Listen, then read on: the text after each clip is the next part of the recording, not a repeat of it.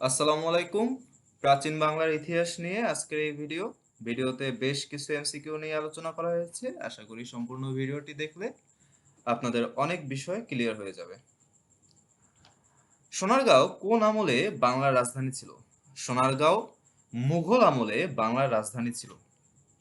মূলত ১৩৩৮ থেকে ১৩৫২ খ্রিস্টাব্দ পর্যন্ত সোনারগাঁ ফখরুদ্দীন মুহাম্মদ শাহ প্রতিষ্ঠিত স্বাধীন রাজ্যের রাজধানীর মর্যাদা লাভ করে।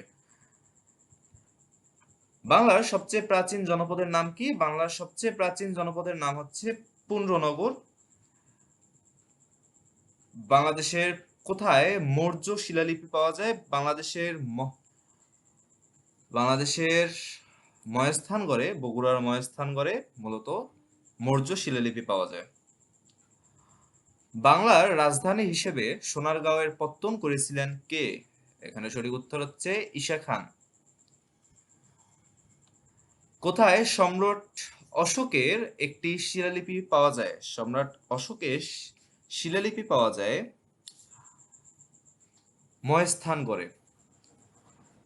চন্দ্রগুপ্ত মৌর্য আলেকজান্ডারের কোন সেনাপতিকে পরাজিত করে উপমহাদেশ থেকে গ্রিকদের তাড়িয়ে দেন?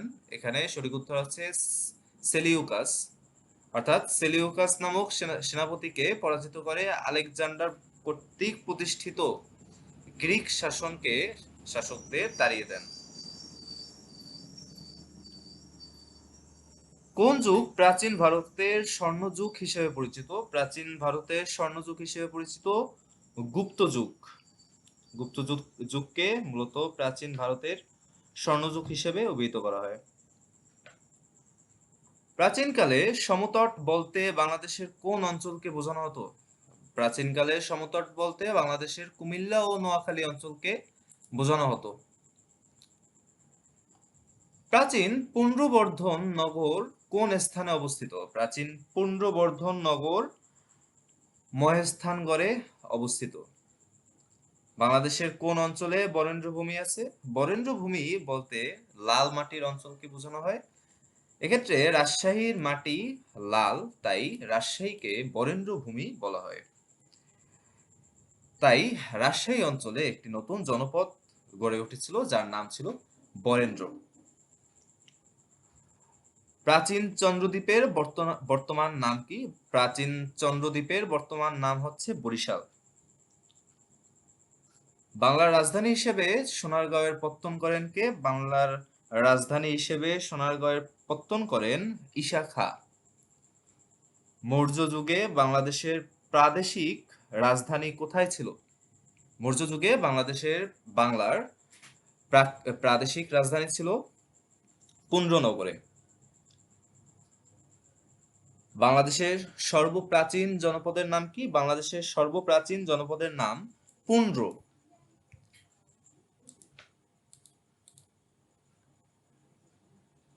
বাংলার সর্বপ্রাচীন জনপদের নাম কি? বাংলার সর্বপ্রাচীন জনপদের নাম পুন্ড্র। সরি, একটি কোশ্চেন ডাবল আসছে।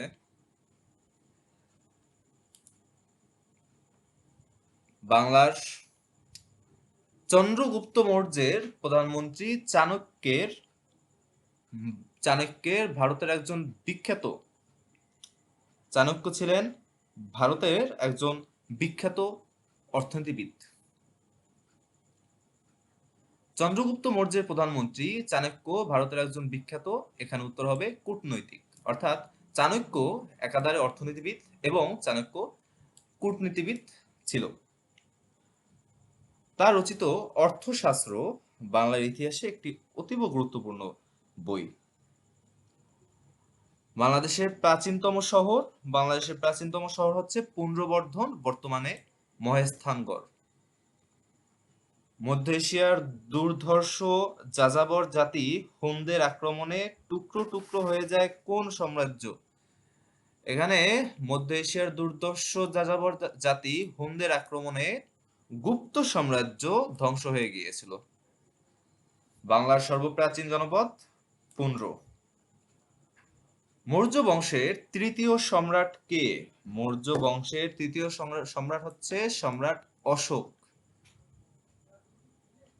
কোনটি বাংলার প্রাচীন জনপদের নাম নয়? এক্ষেত্রে পুন্ড্র, গৌড় এবং রাঢ় তিনটি বাংলার প্রাচীন জনপদের নাম মৌর্য একটি রাজবংশের নাম। বাংলায় বংশানুক্রমিক শাসনের সূচনা হয় কবে থেকে, কোন আমল থেকে? এটি পাল বংশের মাধ্যমে শুরু হয়। পাল বংশের প্রচলন ঘটায় গোপাল এবং এর সর্বশ্রেষ্ঠ শাসক ছিলেন ধর্মপাল।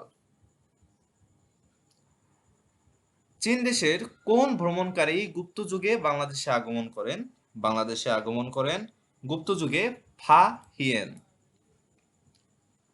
কোন আমলে সোনারগাঁও বাংলাদেশের রাজধানী ছিল?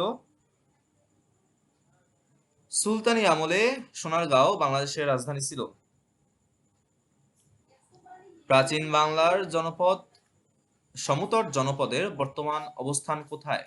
প্রাচীন বাংলার সমতট জনপদ কুমিল্লা অঞ্চলে অবস্থিত। বর্তমান কুমিল্লা অঞ্চল প্রাচীনকালে সমতট নামক জনপদের নাম ছিল। চন্দ্রদ্বীপ কোন জেলার পূর্ব নাম? চন্দ্রদ্বীপ বরিশাল জেলার পূর্ব নাম। যশোর জেলা প্রাচীন কোন জনপদের অন্তর্ভুক্ত? যশোর জেলা প্রাচীন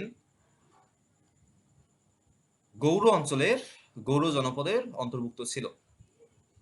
প্রাচীন পুন্ড্রনগর কোথায় অবস্থিত? প্রাচীন পুন্ড্রনগর রাজশাহী বিভাগের উত্তরে অর্থাৎ মহেস্থানগড়ে অবস্থিত। বরেন্দ্রভূমি নামে পরিচিত রাজশাহী বিভাগের উত্তর পশ্চিমাংশ। বরেন্দ্র রিসার্চ সোসাইটি কোথায় এবং কত সালে প্রতিষ্ঠিত হয়? বরেন্দ্র রিসার্চ সোসাইটি রাজশাহী জেলায় 1910 সালে প্রতিষ্ঠিত হয়। বর্তমান বাংলাদেশের কোন অংশকে সমতট বলা হয়? বর্তমান বাংলাদেশের কুমিল্লা ও নোয়াখালী অঞ্চলকে সমতট বলা হয়। প্রাচীন পুন্ড্রনগর কোথায়? প্রাচীন পুন্ড্রনগর মহেস্থানগড়ে অবস্থিত। এই প্রশ্নটি খুবই গুরুত্বপূর্ণ। এই প্রশ্নটি বারবার বিভিন্ন প্রতিযোগিতামূলক পরীক্ষায় এসেছে এবং এই ভিডিওতে দেখানো প্রতিটি প্রশ্নই কোনো না কোনো পরীক্ষায় এসেছে, তাই প্রতিটি প্রশ্নই সমান গুরুত্বের সাথে আপনারা দেখবেন। প্রাচীনকালে সমতট বলতে বাংলাদেশের কোন অঞ্চলকে বোঝাতো? প্রাচীনকালে সমতট ছিল নোয়াখালী ও কুমিল্লা অঞ্চল। অবিভক্ত বাংলার সর্বপ্রথম রাজা ছিলেন কে? অবিভক্ত বাংলার সর্বপ্রথম রাজা ছিলেন শশাঙ্ক। বাংলাদেশের সবচেয়ে প্রাচীন জনপদ কোনটি? বাংলাদেশের সবচেয়ে প্রাচীন জনপদ হচ্ছে মহেস্থানগড় জনপদ। মূলত মহেস্থানগড় কোনো জনপদ নয়, এটি পুন্ড্রের একটি গড়ের নাম, একটি বৌদ্ধ গড়ের নাম ছিল মহেস্থানগড়। তাই প্রাচীন জনপদ পুঞ্জকে নির্দেশ করতে মহেস্থানগড় কি বোঝানো হয়? তাই পুঞ্জ জনপদের অন্য নাম মহেস্থানগড় জনপদ।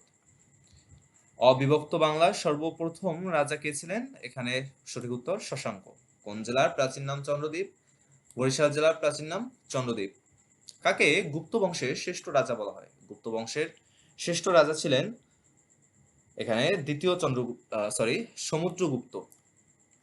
গুপ্ত বংশের শ্রেষ্ঠ রাজা ছিলেন সমুদ্রগুপ্ত এবং এই গুপ্ত বংশকে প্রাচীন বাংলার স্বর্ণযুগ বলা হতো।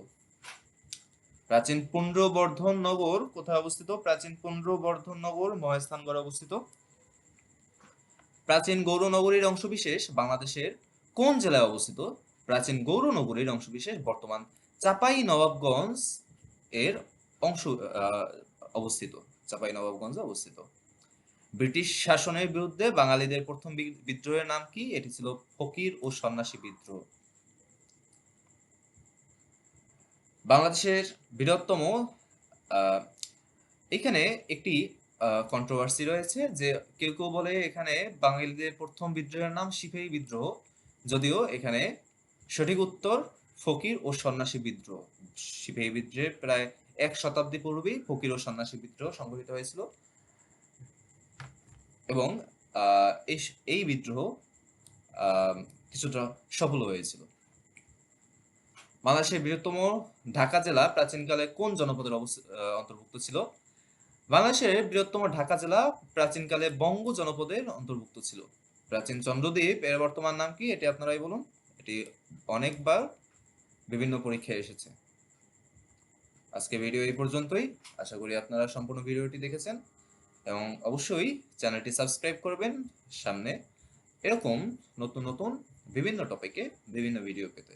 ধন্যবাদ সকলকে। আসসালামু আলাইকুম।